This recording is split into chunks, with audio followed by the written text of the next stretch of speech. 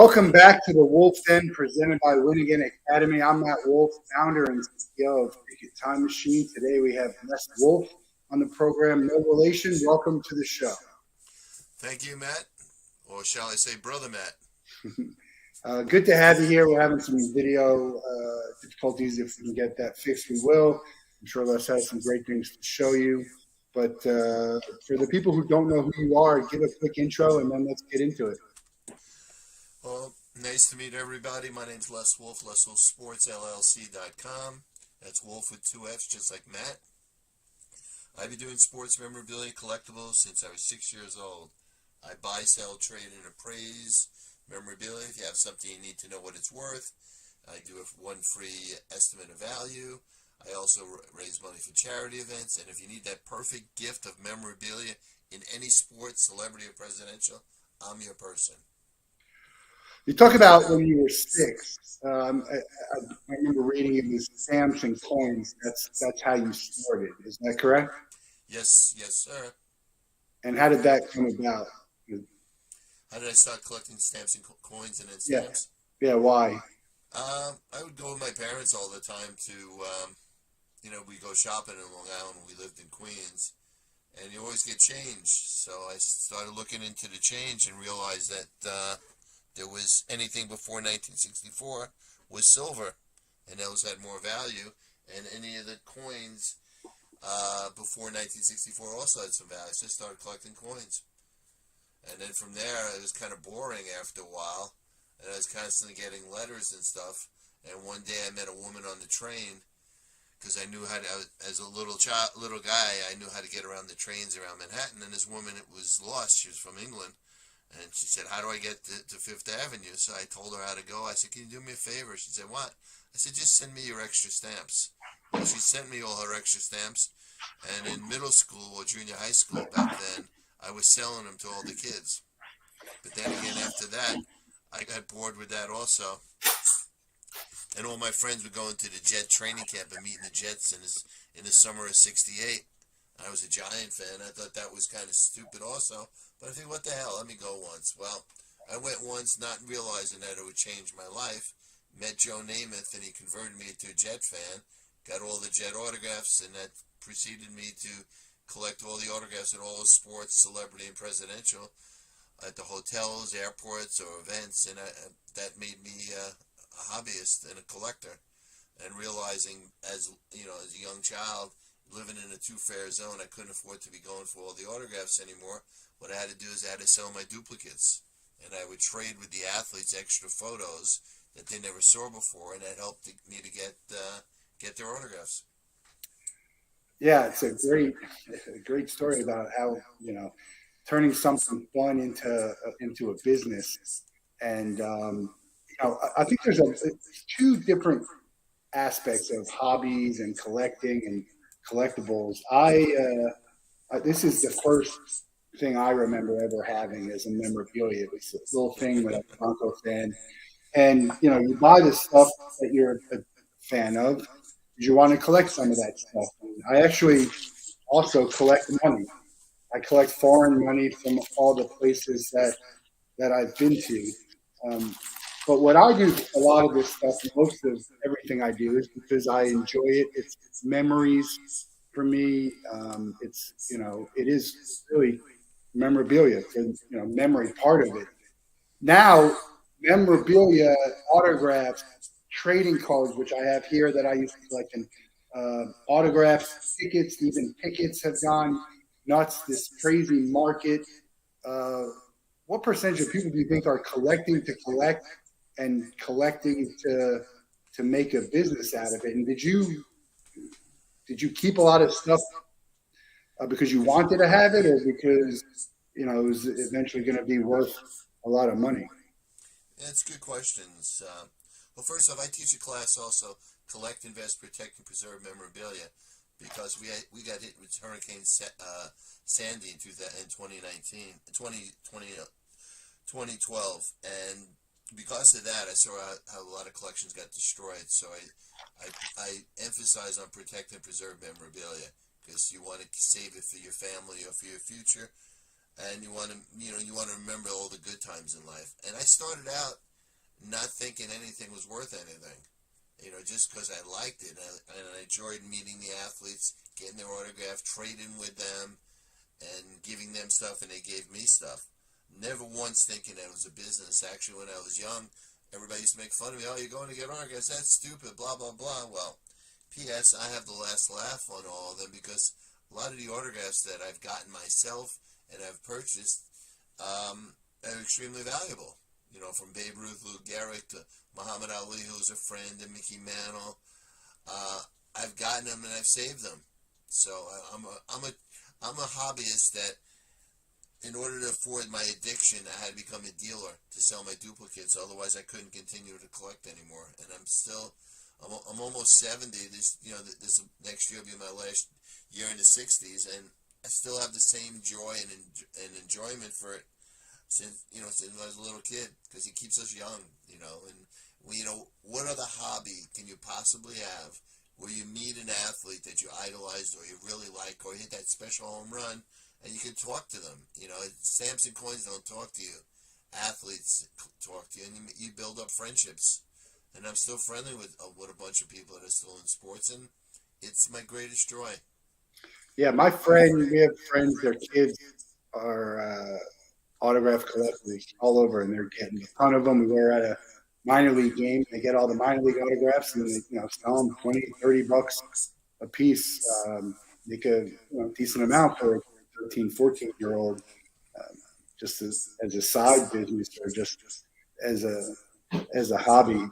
Part of the issue is not everyone likes to sign, and now they understand that it is such a business that some people won't sign. Some people only sign if it's at an autograph session where you paid for it. Not every athlete is as nice as you might want them to be. So you get a little bit of disappointment sometimes when you're meeting these athletes that you put on a pedestal and you've idolized. I saw a video of Mike Trout walking out of the hotel and not signing for some people. Without context, who knows? Maybe he knew it wasn't for them. He was all accounts, he's a great guy. But the era has changed now with autographs and meeting players as it has, from back when I was starting off and back when you were starting off. Right. I mean, a lot of times the collectors it's just a mob scene trying to get someone's autograph. They don't have the personal introduction or interaction with them. And what I find the biggest thing that a lot of these modern day collectors don't do is just being cordial. Mr. Wolff, can I please have your autograph? I saw you hit that home run last night. It was just amazing. Would you mind signing this, please? Simple please and thank you. You don't see a lot, and to me, that really hurts. And then from the flip side, you see these athletes back in the 70s, when I was 60s and 70s, guys like Harmon Killebrew and Brooks Robinson and Mickey Mantle and Willie Mays, they knew how to write their name. They took pride in it. Nowadays, these athletes, if you can read one or two letters, you're pretty lucky. I mean, look at Mike Trout. It's like an MT. Yeah. They don't take pride in writing their name. If I'm a celebrity, I want to take pride in my autograph. I'm proud to be able to give it to someone. These guys nowadays, you need someone to translate it, basically. Yeah, I have a ball. This is one of my favorite pieces of memorabilia. I was at a minor league baseball game. Let's see if you can get it. So there, you know who that is? Pete Alonso. So that's Polar Bear Pete, and then I also have kind of hidden. You can't really see it, but That one I can't say. It's this person right here. I actually have him on a couple of tickets. So Tim Tebow. So I was there to watch Tebow play baseball, and this was back before Alonso was, called up. I called over to Pete because I'm a Gator. I'm like, Pete, come over here, and everyone's like, who is that? Turns out he might have a more valuable signature by the time we're done with it. But it's interesting too, because collectors like me, I'm a Gator, right? If you're a fan, a Gator, this is a great piece, but it's worth more if they're separate, correct? Yes, sir. What's the idea behind that? For display purposes. Yeah. Yeah, and so I also, you know, House on Fire, and I'll ask you this question too. House on Fire, everyone's out, all the humans and the pets are out. What are you taking with you? And I have these balls that my dad gave me. They're, I think, the 48 Dodgers, or I don't know, I'd have to go. I don't know exactly, but it's got Jackie Robinson on there, and one of them has Willie Mays and Pee Wow. Wee Reese and Roy Campanella. And I never got the story from him. My dad's no longer with us. It's one of the things I wish I would have gotten the story. It was, but he gave them to me. I was going to go get them authenticated, but it's just a lot of money. It's something, and I probably eventually will again. Nothing I would ever sell because it's worth a lot more to me than what anyone would ever pay. But with all these other players on it, Jackie Robinson, Willie Mays, these autographs are not worth, as much as if I just had one ball that had a Jackie Robinson. That's true. Yeah, so that's House on Fire where you're at. What are you taking? What piece of memorabilia do you have that you're taking out? I'm not taking anything. Let my kids enjoy everything. Well, you got to take it out and give to the kids to enjoy. Whatever they want. They pretty much can, they know sell what they want to sell, and they have their own collections. When my kids were younger, we did family trips to every baseball stadium. We'd try to stay at the team hotel, get there early, get autographs, and enjoy it, and check out the town. So they have their own collections. Baseball comes to mind when we talk about any of this, autographs and you know memorabilia, jerseys. Is that your favorite sport? Yes, it is. But I also do enjoy basketball. I really enjoy boxing. And football. But baseball is my number one.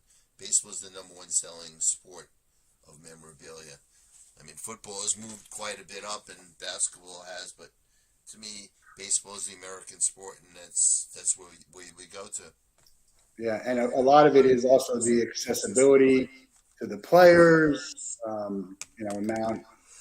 Amount of people. That's obviously a big factor in all that, right? Absolutely. Yeah, I mean, these days you go to a game early, they're just hanging around, batting practice. My friend he's getting batting gloves. He was very good at getting stuff from the players. Again, asked very nicely and just. Um, and I think the players understood that it's something that he wanted and wasn't looking to sell. That's another thing that people can see because it is a big business, right? I mean, you can be getting a free autograph and you're signing for hundreds of dollars. These athletes are missing out on money. On the other hand, you're also paying a good amount of money to go see them play. So I see both sides of it. There's got to be a happy medium somewhere in there. Absolutely. Yeah. Well, tell me about the hobby and how it progressed. You're starting with stamps and coins. Now you're getting autographs. How did it progress from back then, over the years? Talk about that, the change in your habit and then the industry habit. Well, back in the day, when I was doing it, there was no shows. So I was basically getting the autographs. I had clients that would say, "Okay, I want Mickey Mantle on this, or Hank Aaron on that," and then it evolved into people, into the athletes doing private signings, and then doing public signings and the shows. But that was in the '70s. In the early '80s, I walked around Manhattan, and I walked into Phillips Gallery. I sort of had the toy soldiers and a little bit of sports in there. And from there, I spoke to the curator of Phillips Gallery, and I asked, "Can I just do a sports auction?" So I negotiated, brought in sports memorabilia, and did a couple of sports auctions. From there, I started the very first all sports memorabilia auction in the mid '80s of called Sports Auctions of New York with an ex-partner, and we did extremely well. And until we split up, and then I just continued to do the auctions in SCD live and phone auctions, and it was just phenomenal. And I continued to buy and sell and put ads in SCD. With anybody that doesn't know what that is, that's Sports Collectors Digest, which was like the Bible of sports memorabilia, and I still put ads in there, and it just evolved into then in the was it the early to mid '80s. they started having the National Sports Collectors Convention, and that was dealers from all over the country, somewhere between 1,000 and 1,500 dealers that would set up and show their wares. So we started doing that, and it just progressed. And then 1990, the Boxing Hall of Fame up in Canastota started, and I started going there every year, getting autographs and selling stuff there. So it's just a combination of all that. And like I said earlier, 2009, actually 1992, I took a class, International Society of Appraisers, to become an appraiser of sports memorabilia. And in 2005 and 6, I was hired by ESPN, Cox Communications, to travel the country telling people what the memorabilia was worth, which was supposed to have led to a TV show, but unfortunately that never happened. But I still do shows. I was on Collector's Call, a couple of antique shows, just telling people what their memorabilia is worth. And that's, to me, I get the greatest joy. You show me a baseball, what's it worth? I give you a rough idea what I think it's worth. And that, to me, is just priceless when people show stuff. And when I do my class, Collect, Invest, Protect, and Preserve, I interestingly had a woman come in that was, her husband passed away, and her son sent her and wanted to find out, how to go about selling it and how to preserve and protect it if he decides he wants to keep it. And my biggest question I ask everybody in the audience when I do these lectures is, what do you collect? Because usually they're there with someone, a spouse or something, or a relative that collects, and most of them don't, they say they don't collect anything. But anything more than 2 is a collection. This one particular woman showed me this St. Anthony's medallion rather, and had a little hole in it. And I said, well, whose is this? This is my husband. He passed away. I carried it around with me. I said, well, there's a little hole in the top. Why don't you get a chain and wear it every day? And she said, I never thought of that. And to her, that little medallion meant more than anything. So it's not everything that you collect that has extreme money value. What it does have is more value to you as a collector, and it means more to you. And as you said before, which is true, memorabilia is really memories, and it's your memories that keep you going on along in your life. Yeah, that's the big thing for me in memorabilia is it's all worth to me. These are just memories, whether it's the Tebow ball that I was at. This is a great memory for me. The first game at the new Florida Gator ballpark, this was the first hit ever, which was a home run. We were sitting in the berm. We got on TV. This is one of the greatest pictures I've ever had, I've ever seen. It's got, so you see, if you look in here, the runner is rounding, the outfielder is climbing the wall, the ball is up in there, and that's me and my friend with my hand up.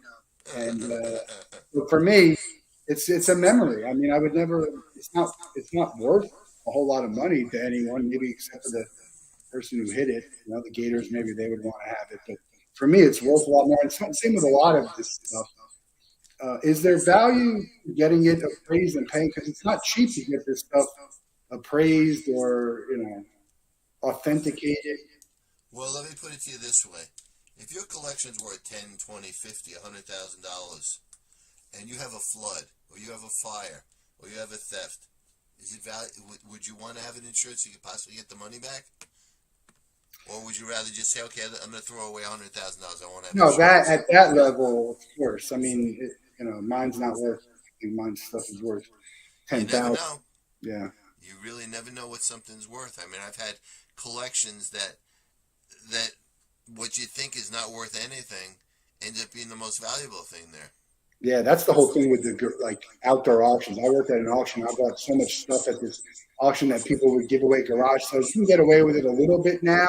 I think a lot more people have become savvy about what their stuff is worth. So it's harder to find stuff that's real, hidden gems. I know my friend does. He goes around and buys and sells just not on value like memorabilia, just stuff that people have and they want to get rid of, and they'll take $5-10 for it. And you can turn it around for $50. Again, not as much in the memorabilia market. Trading cards and tickets, tickets have become insane. Just well, that's because everything's digital now, so there's going to be no more hard copies of tickets. Yeah. I mean, if you talk to some people in the ticket offices, you might be able to get a hard ticket to an event, but it's become extremely difficult. Yeah, that's why we exist. I mean, but it's yeah, it's crazy because back in the day, you could have had 30,000 people have a ticket to it. Now maybe you got 100 people out there who have a physical ticket. A lot of it's the players' families, and guests, and it's become difficult. I have a lot of tickets, and I try and collect paper tickets to everything I go. Not because I want to sell it, just because it's part of my collection.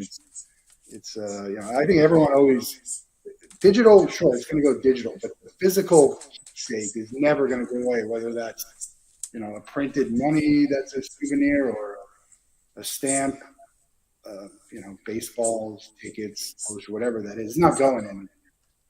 Come less than That's that, true. it's not going to go anywhere.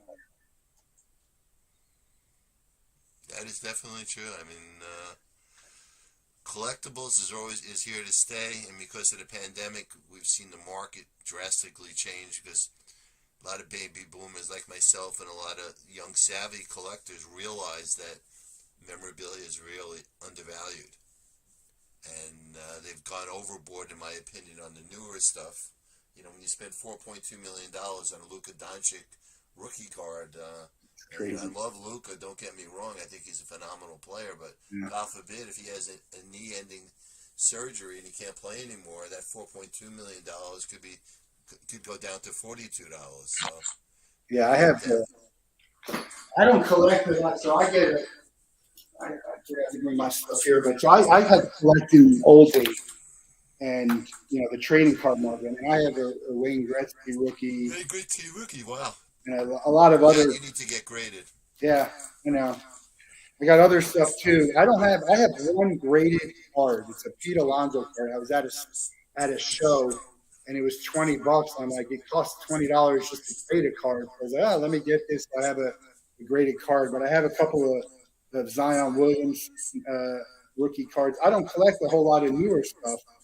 I have a Trevor Lawrence. So the new stuff to me has become less of a collectible because it's hard to get into it. The Yes, money, because it's everything also costs so much. Back in the day, I used to get, we used to buy the sets and the boxes, but now things become unaffordable to the average person, especially a young kid. and it's heavily mass produced. Yeah, so they're trying to produce less of them to get. I mean, the old one that's sort of what got the older cards out of when there was a lull in the cards, and now these companies. I'm a fan of the. To me, I don't need 18 different sets with all this stuff. I think there's better collectible things, but the people who collect it, that's $1 billion business. So Oh, yes, it Fanatics is. and Fanatics is getting into it too. So it'll be interesting to see the direction they have. Ticket Time Machine's got some interesting things we're working on in the ticket sports collector, and you just got to find the right partner for that. Do you have a good collection on cards? Eh, no, I've got some the rookie cards I collected in the '70s, like Yeah. Ryan and Schmidt and Stargell and Rose. I got that kind of stuff, but most of my cards are autographed. Did you watch the documentary, the Nolan Ryan documentary? I Great. haven't seen it yet. I gotta. I Uh, know I need to see that. I heard that I was thought it very was good. great. One of the best pictures. I won't ruin it for you, but there's a trivia question in there that's going to blow your mind. Um, it's just incredible how good of a pitcher he was. But a great story there. You mentioned that you have a lot of cards that have autographs on it. These days, I don't know, is that a good move? Because cards itself have a lot of value and autographs have a lot of value. Interesting enough that you say that. Back when I was doing it, everybody said it's the facing the card. Yet if you look around now, a lot of people do like the autograph cards. It's become extremely popular. Yeah, I don't mind it. I think it's fine. And I autograph a ticket too. It's funny about the way they grade this, and like to me, a card you want to have it as in like pristine condition, right? Because that's a card; it's a visual thing. A Right. ticket is something that you ideally use for something. So something that looks like this that has character to it. I think to me that's more valuable than a 20-year-old ticket that looks like it's never been touched. That's And my opinion. I know they won't grade it that way. the best thing about getting stuff graded or slabbed, as they call it, is the fact that it protects it. And of Yeah. preserves it, so you don't have to worry so much about it, and you're not going to touch it all the time or pull it in and out of holders or plastic sheets. That's the good aspect of it. Yeah, what I like about the tickets, and I was going to get this done until I got the autograph on, and then they bump up the price for that, is it tells you the milestone on it. When they slab a ticket, they tell you the milestone, like, Right, Jordan's exactly. debut. And Tim so, Tebow's first home run or yeah, first major league game. yeah, to me, that's a pretty cool thing. And, but a lot of people know it's authentic because they literally got it in hand. So, from that point of view, if you're not going to resell it, is it worth authenticating? Is it only for if there's a danger, and something happens and you got to get insured? You can, most people do whatever they want to do, really, but I would tell them if anything has any kind of value, even if it's just sentimental, just get it slabbed and graded. You know, if it's not a card that you don't need to have graded, the card you just want to protect it, get it slabbed. If you want to get it graded, find out and also establish its value. If you want to wait a couple of months to get it back from PSA or Beckett or any of the other companies, it's worth doing it. Yeah, I mean, I got the Alonzo Tebow ball authenticated, and it's got a little sticker on my thing. But I get something like this that doesn't even mention anything about what the ball is. It just has corresponding numbers. To me, it takes a little bit away of the excitement of Well, what you have to, what you do is this way someone else, if they were to buy it from you, be able to look up, JSA number AP, yeah, whatever. You know, Pete Alonso, Tim Tebow ball. I mean, that's what it'll come up. And nowadays, because we have a lot of naive people and afraid of getting ripped off, the JSAs of the world, they're providing a very valuable course of action for people to protect themselves and make sure they're not buying items that are forgeries. I heard that Beckett's going to get in the game. I know there's such a long wait and the pricing is high. I think that the market Well, needs more. Beckett's always been in the game, but when you want to get something authenticated, you want to go to the leader, the guy that really started the authentication industry, which is Jimmy Spence. Yeah, that's for authenticating a product and grading and stuff. PSA seems to be the Yeah, well, place to go. Jimmy started out doing the authentication on his own. Then he went to PSA, and then the rest is history. And he started JSA. And what the services that you provide today? What are they? And what's the thing you do the most? It's like in order of what you do the most. What I do the most is selling memorabilia autographs, but I'm constantly looking at collections and advising people. Like the other day, I just bought some old Met programs, and in there he had a bunch of cards that were from the 80s and 90s, and they weren't taken care of well. And I said, "Do you have any grandkids?" He said, "Yeah." I said, "Hand them down to your grandkids." There's other stuff. You don't have much value here and stuff, but it's kind of nice to see what someone saved and what they collected, and you also you're hopefully you're fueling another collector by having his grandkids start to collect them. So most of the time, I'm looking at collections, buying collections, selling, and every now and then I'm doing some appraisal work. I remember when we were young, my friend's sister got mad at him, tore up his Mark McGuire USA baseball card and the Dwight Gooden rookie. He was like, back in the day, they were worth a lot. Now they're not worth anything. How much money do you think has been lost on stuff that's been destroyed or lost?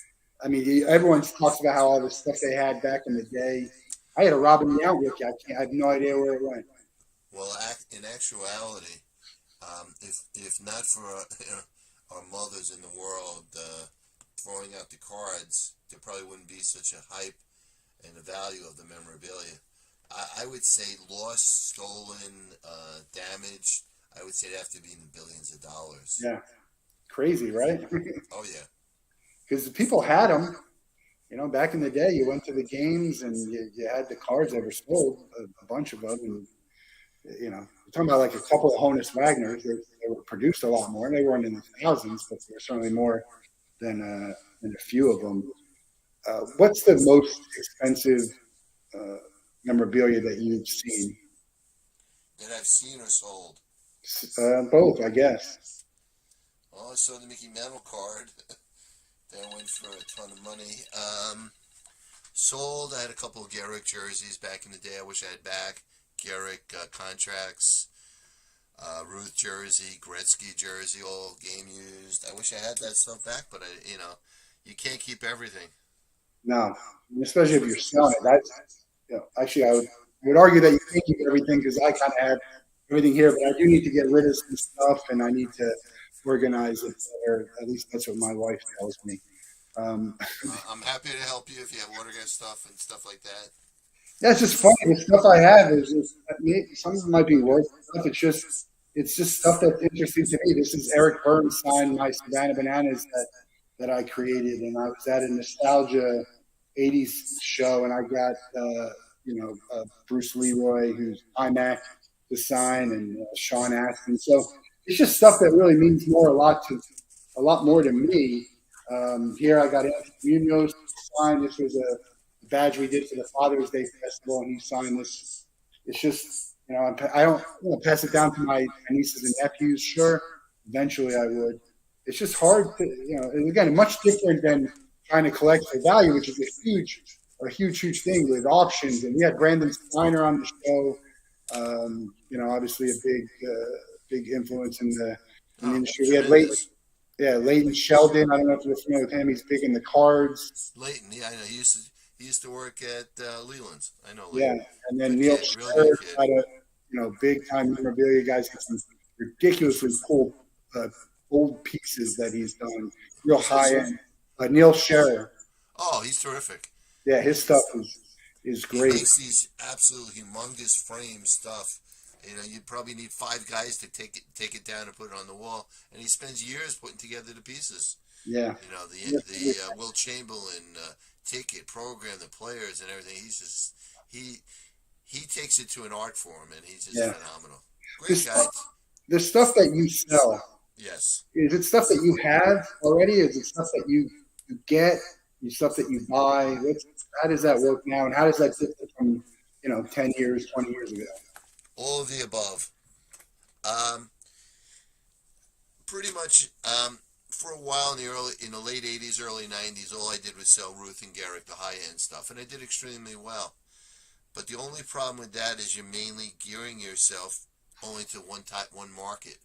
So many years ago, I gear myself to all different price ranges because you may start collecting 5, 10, 100, 200, 300, $500 items, and you may say, hey, I want to get something real good investment, so you might want to get a Ruth ball. So I carry stuff in all different price ranges just for that reason in all different sports. Because like I said before, you never know what people are going to want, and never know what people are going to collect. When we talk about investments, what makes a good investment? Because, well, first of all, let's all establish something is only worth what someone will pay for. People pay value, people undercut value, and people overpay for stuff, right? So, in that respect, who knows exactly what a value is? It could be all over the place. But for example, a Ruth ball, it's nothing's happening really that's going to make it increase in value other than it's older as opposed to a Judge ball, right? He's going to eventually get in the Hall of Fame, maybe break some records, and these people pass away. There's all kinds of things that could increase the value of a piece. So if someone wants to look at purely investment, something that they want to hold on to, it's cool, and hope it'll increase in value. What do you recommend they go for? Is there a specific sport, a person? Well, it all depends on your budget, and that's the key thing. I have to say, you have to go for the Ruth, the Garricks, the Mantles, the DiMaggios, the Alis, the Pelés, the Will Chamberlains, the greats the best of the best, because their true value, they're never going to go down. Their stats are always going to be the same. Yeah. If you're buying stuff on Judge, hopefully Judge has a great career. I'm a big Yankee fan, but God forbid, the same thing as I said earlier with Luka Doncic. If Judge gets hurt and never plays again, he'll have the 62 home runs, but will he have a Hall of Fame ring on? I don't think so. No, he's got to continue. He's got to continue on. You got to have the 10 years. Thurman Munson should be in the Hall of Fame, and Don Mattingly, and we can go on and on with that in all the sports. But It's a matter of the 10 years or whatever the requirements are. And I say you always have to go with the vintage, and Yeah. that's the key. Vintage, vintage, vintage. And in real estate, you always hear location, location, location. In memorabilia, it's condition, condition, condition. That's what you really need. Mattingly is a head scratcher for me. But I grew up in New Jersey. Mattingly was my brother's favorite player, was my other friend's favorite player. Now he's coaching for the Marlins, so I have probably some bias to it. But to me, that's someone who belongs in the Hall, based on what they're letting in. The Hall never makes sense to me anyway because it's like, again, you mentioned your stats are your stats; they don't change. So you're either a Hall of Famer or you're not. I don't know what 10 years will get, other than just have a few new voters.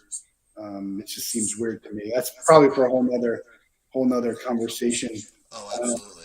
if the judge ball lands in your hand, what would you have done with it? I would auction it. Yeah. That's what I would. That's what I would do. What do you think a ball like that ends up for in auction? Well, I would say 3 to 5 million. Yeah. I would have given. I mean, look, 3 to 5 million. It's life changing money for me. It would be, but I would give an opportunity to the Yankees and to Judge to see what would they be able to offer me first. I think they should have the first option for it. But I get if you catch it, whatever. These guys have enough money. They want to pay $3 million for it. They can afford to do it. So that's on how important is it to them. That's what it really boils down to. What's if you could have any memorabilia out there, what would you want? Cards, It's not an autographs, option. You could have anything. anything. Yeah. I'd want to have a T206 Hannes Wagner card. It's the So Holy Grail, limited edition, and you don't see many of them, and they continually go up in value. yeah. How much is it now? Is it a million? It depends on the condition. Yeah. You're talking in the millions. Yeah. The best condition one is probably 10 to 50 million. It could go for. One of the cool things that we hope to have Darren Ravel on the show here. He's the same. Darren's great. He's He's got part of great the stories. big. Great guy. Yeah, a lot of stories, great memorabilia. One of the things he has that I would love to have that just never pay for it is the Ferris Bueller ticket. That's one of my favorite movies, and I'd love to have the Ferris Bueller ticket. That's He was set up at the National showing off his odd and his checks and his tickets. yeah, He's just a fun guy to talk to, and he's originally from Long Island, and he's got a great job with great stories and a great collection. What more in life can you ask for? he's so hated on Twitter. It's funny because I know he loves it. Like any kind of engagement he's getting, he doesn't care. But it's just it's funny. Just remember one thing: no, any publicity is good Yeah, publicity. no, I get it. I think it's funny. Yeah, and some of it he puts on himself. I mean, he does a lot of humble bragging, and but it's fine. He's built himself a great career and a name, and invested very well. A great ambassador to the memorabilia game, for sure. It's interesting that Absolutely. like checks and just stuff like you don't realize that these people were signing all this. They're always people were just signing stuff, and the value of having like what was the funny one where someone wrote that we don't do autographs anymore, but on the letter he wrote, he autographed. Uh, Yeah. I mean, I can't remember who that was. I'd have to go and look. there's numerous stories like that, and there's a lot of like fun in getting autographs of someone that doesn't sign. Maybe sending a registered letter, and he has to sign the return receipt. So there's been plenty of tricks like that done. Or Joe DiMaggio would never sign up anything that had Marilyn Monroe on it. Yeah, And I've known collectors, what they do is they'll mat out the Marilyn Monroe and just make it a Joe DiMaggio picture, and he would sign it, and they would take the mats off, and then they had a picture with Marilyn Monroe and Joe DiMaggio. So yeah, it's zany stuff like that. yeah. Some players won't sign tickets now. Some players will write, something on there, extra on there. Evo charges you to write "God bless" or "National Champ" or "Heisman winner." Or, it's Exactly.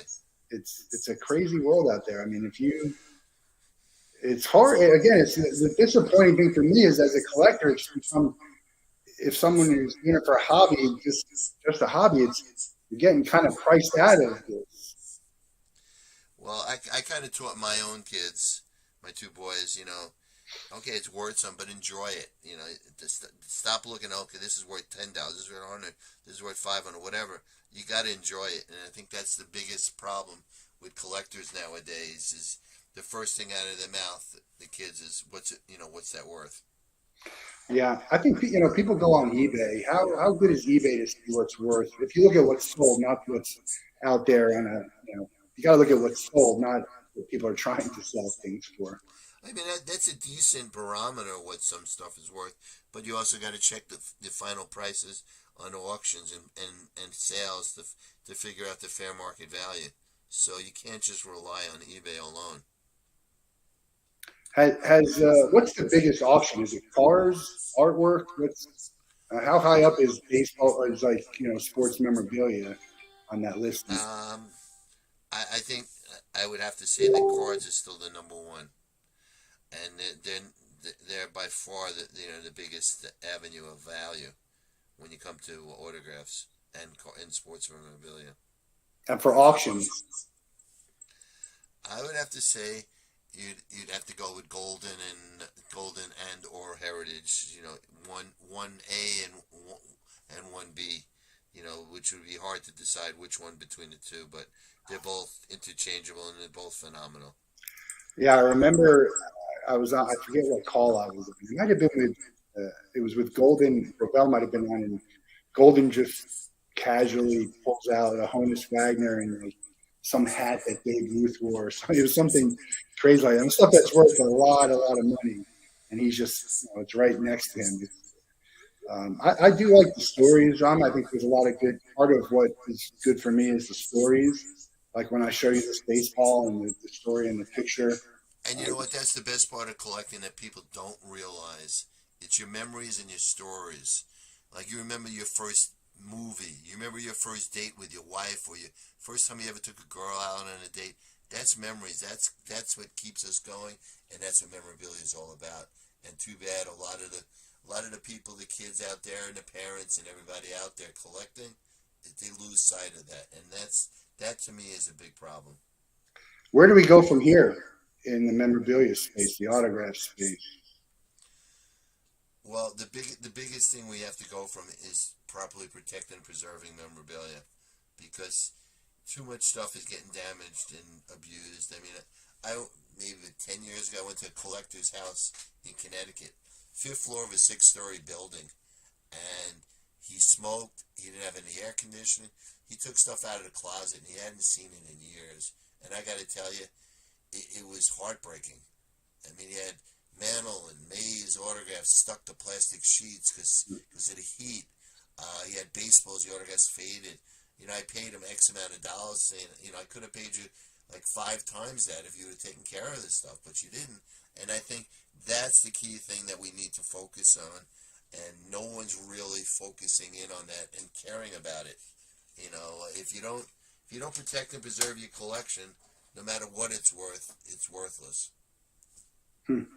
What's an obscure thing that people collect that's worth some money that you might not think about? I would say right now, ticket stubs and programs. Because something historic happened on most games. It could be Mantle's 536th home run ticket or program, or it could be Will Chamberlain's 100th point, or Jackie Robinson's first game. Those things that have appreciated tremendously, and from years to come, I still think they're going to be a great investment because there's only a certain amount of them, and the numbers for them are just they're astronomical. Yeah, the tickets obviously we're a ticket company, and the fact that they're only going to be digital, yeah, because they want to save money on the printing, which is good for the printer, which is bad for the printers. Well, they want to save money, but they want your data. I think the data is more than. Oh yeah, absolutely. I think the data is more important, but yeah, we're keeping the printed memory alive. It doesn't have to be. But that's the interesting thing. So we doing like commemorative souvenir type tickets. The true ticket collector doesn't want to have any part of it. If it wasn't something that got you into the game back in the day, they don't think it means anything. There's a whole Facebook group called Booger Stubs. Are you on Booger Stubs? I've seen it. I've seen it. He Yeah, it's a posts it wild everywhere. community. It's just nuts how I mean the stuff that people have there is incredible. How you have a lot of tickets in your collection, or is that not something you have a lot? Not many. I've got some. I mean, I was smart enough to get like Aaron Judge's first ticket early on in his first season. So I've got some of those. I don't have a lot. To me, tickets tell a story, but if you really haven't been to that game, it doesn't hold as much water as an actual game you've been to. Well, that's my feeling, but the market people don't care. They collect home runs and debuts and all these milestones, and they don't care if they were there. All they care is that it's a real ticket that actually someone used to get into the game, which is Oh yeah, more absolutely. power to them. It's worth these are worth a lot of money, and look, everyone's got their thing, right? But at the end of the day, again, everything's only worth what someone's willing to pay for it, and so and people are overpaying for stuff. Meanwhile, it's like houses too. You overpay for a house, right? It's a crowded market that the supply isn't as good as the demand.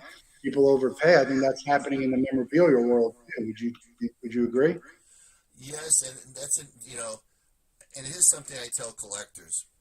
If you're collecting, like for example, when I was collecting the boxing, I collect all the boxing heavyweight champions. Only one impossible on a photo is Marvin Hart. I don't think there's one that exists. I would say I started out getting a cut autograph or a piece of paper. Then I graduated to a picture, but I wanted to have it in boxing pose. So I tell collectors, collect what you can afford. You can always sell your duplicates and go from there. And a lot of collectors don't understand that, but the value of your collection of that autograph, let's say it's John L. Sullivan, the value of the John L. Sullivan cut is only going to go up as years go by. Tyson's coming down here to sign. How's his stuff worth holding up in Well, value? he's been doing a tremendous amount of signings, so his value has gone significantly down. Yeah, I mean, rarity is one of the Oh, absolutely.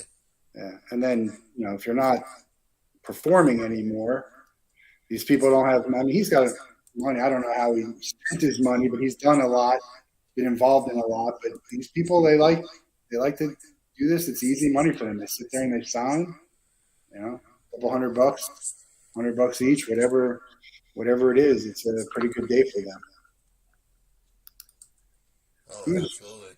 whose autograph do you have that you would love to have from a living personality perspective? Well, I've met Michael Jordan 3 times, had him one on one 2 out of the 3 times. He's number one on my bucket list to get his autograph. Did you ask him? Oh yeah, And he right said no. at the Basketball Hall of Fame. He went to the bathroom. I waited for him to come out, and I was talking to him. He put his arm around me. He said, "Sorry, my man, I can't do it." I said, "Please." So the next time I see him, I'm going to tell him, you're number one on my bucket list. Before I die, I want to get your autograph. I want to hear what he says to me then. Is that it's a rare autograph for you? No, it's not. Michael Jordan has done a lot of signings, and he has signed a lot. But it's just something. He's like I said, he's number one on my bucket list. What did you have for him to sign? I had an NBA 50 book that Oh, I have everybody living in there and some deceased that I want them to sign. I think you'll get there. I got to see him again one Right on one. place, It's right not that place, right easy. time. Yeah, also a matter of luck. Yeah. How big is the national show for autographs? And I know they bring people there. Are there Huge. It's people huge. there signing that are people there interact with that aren't like technical signers that year? Yeah, I mean it's a great show. Jeff Rosenberg does an amazing job from TriStar on the show, and the show promoters that set up the show do a great job. Yeah, I think I'm gonna be there next year. I don't. In Chicago, Yeah, I'd like to go. where I are you don't know. based out of? I'm in South Florida. I got I got some stuff either to just walk around the first time probably, but I would have ideas on the booth and stuff that I would have because a lot of people are just showing. There are people who are just mostly showing and not selling. Yeah, but Correct? it's not easy to get a booth there. Yeah. There's a wait list on the Yeah. the tables also. Well, if you sponsor them or figure out a way. Yeah. So, Well, if you come to the national, make sure you stop by my booth. We'll yeah. further. How good is that of an event for you? It's a very good event. It's a very, very, very good event. You see collectors and dealers you haven't seen all year, and you get to interact with them, and that's the fun. Yeah, You know, I mean, from a selling perspective. it's good. It's very good. You know, you're buying and you're selling, so it's a good venue. Yeah.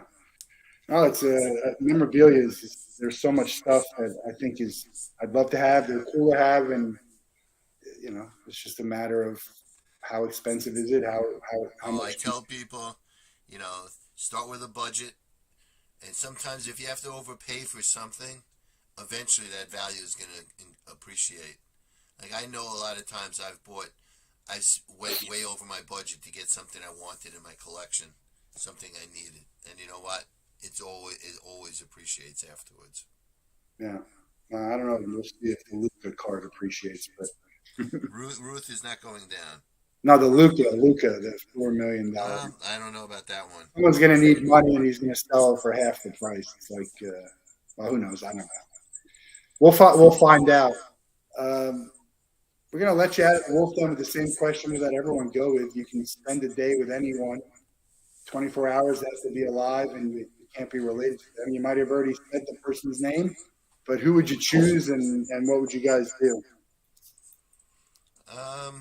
Right now, I would probably have to say Michael Jordan. Yeah, I was going to say, you spend a full day with Jordan, I'm pretty sure you can get the autograph. Yeah, but I'd love to hear his story, his inside stories. I mean, we saw the movie that he had from his year. That was phenomenal, and that's what increased his value. Just to hear his stories, who was the toughest to guard, who gave you the most trouble, and stuff like that.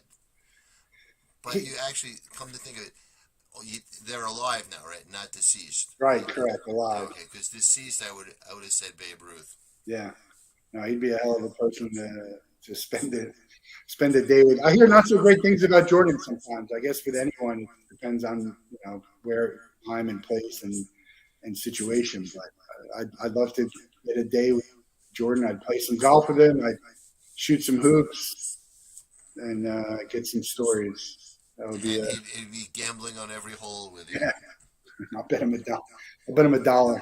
That's all I got right now. I bet him $1. He'd probably creep me anyway, but it'd be fun. It'd be fun to do. Who knows? Someday you get enough influence, the timing is right, the universe be right there, right next to him. We'll see if it happens, and see if we can make it happen. I really appreciate your time today, and my pleasure. Thank you. Memorabilia. It's not too often I'm on a show with someone that spells Wolf the right way. We don't get a lot of Wolves with 2 F's, no E. I always have to. No. Is it Wolff, WLF? No, it's 2 F's, no E. It's become part of my conversation. Check out the website, Les Wolff Sports LLC, on Twitter, on Instagram. If you're at the National, he's got a booth there. Get a free appraisal, one free appraisal, get some information, take this course on how to preserve your stuff. Check it all out, and we look forward to talking to you down the road. Sounds good. Love to be back on. Maybe I can get my camera to work. Yeah, okay, get your camera. You can show off some stuff. All right, have a great day, great night, great weekend. Be safe, and we'll talk to you guys next week. Sounds good. Have a great one.